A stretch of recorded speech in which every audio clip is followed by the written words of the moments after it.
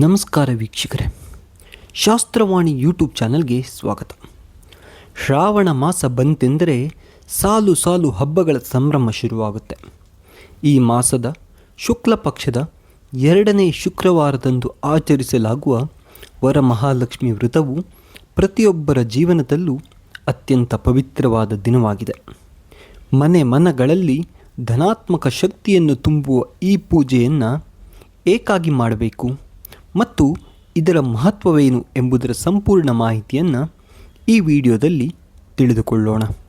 ಬೇಡಿದ ವರ ಕರುಣಿಸುವ ದೇವತೆ. ವರ ಎಂದರೆ ಅನುಗ್ರಹ ಅಥವಾ ಆಶೀರ್ವಾದ ಎಂಬ ಅರ್ಥ ಕೂಡ ಇದೆ. ತಾಯಿಯಾದ ವರಮಹಾಲಕ್ಷ್ಮಿಯು ಭಕ್ತರು ಶ್ರದ್ಧೆಯಿಂದ ಬೇಡುವ ಸಕಲ ಶುಭ ವರಗಳನ್ನು ಕರುಣಿಸುವುದರಿಂದ ಆಕೆಯನ್ನು ವರಮಹಾಲಕ್ಷ್ಮಿ ಅಂತ ಆರಾಧಿಸಲಾಗುತ್ತೆ. ಶ್ರಾವಣ ಮಾಸದಲ್ಲಿ ದೇವಿಯನ್ನು ಕಳಶ ರೂಪದಲ್ಲಿ ಪ್ರತಿಷ್ಠಾಪಿಸಿ ಪೂಜಿಸೋದ್ರಿಂದ ಮನೆಯಲ್ಲಿ ದಾರಿದ್ರ್ಯ ದೂರವಾಗಿ ಸಂಪತ್ತು ಹೆಚ್ಚುತ್ತೆ. ಅಷ್ಟಲಕ್ಷ್ಮಿಯರ ಕೃಪೆ ಮತ್ತು ಐಶ್ವರ್ಯ ಸಿದ್ಧಿ.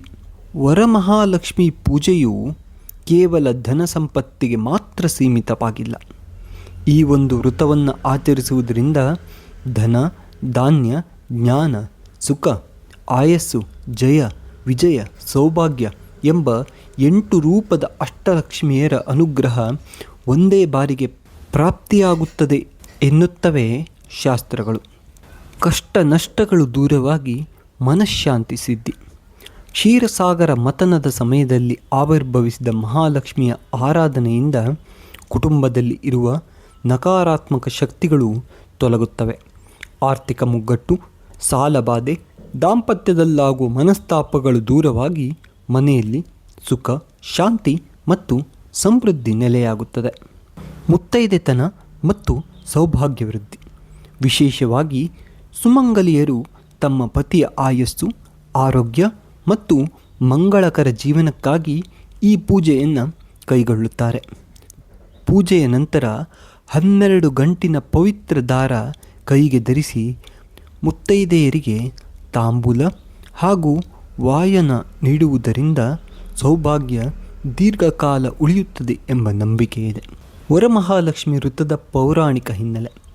ವರಮಹಾಲಕ್ಷ್ಮಿ ಹಬ್ಬದ ಆಚರಣೆಯ ಹಿಂದೆ ಸುಂದರವಾದ ಪೌರಾಣಿಕ ಕಥೆ ಇದೆ. ಮಗಧ ದೇಶದಲ್ಲಿದ್ದ ಚಾರುಮತಿ ಎಂಬ ಮಹಾನ್ ಪತಿವ್ರತೆ ಹಾಗೂ ಸದ್ಗುಣಿ ಮಹಿಳೆಯ ಭಕ್ತಿಗೆ ಮೆಚ್ಚಿದ ಮಹಾಲಕ್ಷ್ಮಿ ದೇವಿಯು ಆಕೆಯ ಕನಸಿನಲ್ಲಿ ಪ್ರತ್ಯಕ್ಷವಾಗುತ್ತಾಳೆ. ಶ್ರಾವಣ ಮಾಸದ ಪೂರ್ಣಿಮೆಗೂ ಮುನ್ನ ಬರುವ ಶುಕ್ರವಾರದಂದು ತನ್ನನ್ನು ಪೂಜಿಸಿದರೆ ಸಕಲ ಸೌಭಾಗ್ಯ ಸಿಗುತ್ತದೆ ಎಂದು ದೇವಿ ಅಭಯ ನೀಡುತ್ತಾಳೆ. ಚಾರುಮತಿಯು ಇತರ ಮಹಿಳೆಯರೊಂದಿಗೆ ಸೇರಿ ಈ ವ್ರತವನ್ನು ನೆರವೇರಿಸಿ ಸಕಲ ಸಂಪತ್ತನ್ನು ಪಡೆದಳು. ಅಂದಿನಿಂದ ಈ ಪದ್ಧತಿ ಪರಂಪರೆಯಾಗಿ ಮುಂದುವರೆದುಕೊಂಡು ಬಂದಿದೆ. ಅಲ್ಲದೆ ಶಿವನು ಪಾರ್ವತಿ ದೇವಿಗೆ ಈ ವ್ರತದ ಮಹತ್ವವನ್ನು ತಿಳಿಸಿದ್ದಾನೆ ಎಂಬ ಉಲ್ಲೇಖವೂ ಇದೆ. ವರಮಹಾಲಕ್ಷ್ಮಿ ಪೂಜೆಯು ಕೇವಲ ಬಾಹ್ಯ ಆಚರಣೆಯಲ್ಲ, ಅದು ಮನಸ್ಸಿಗೆ ತೃಪ್ತಿ ಮತ್ತು ಭಕ್ತಿಯನ್ನು ನೀಡುವ ಪವಿತ್ರ ಆಚರಣೆ.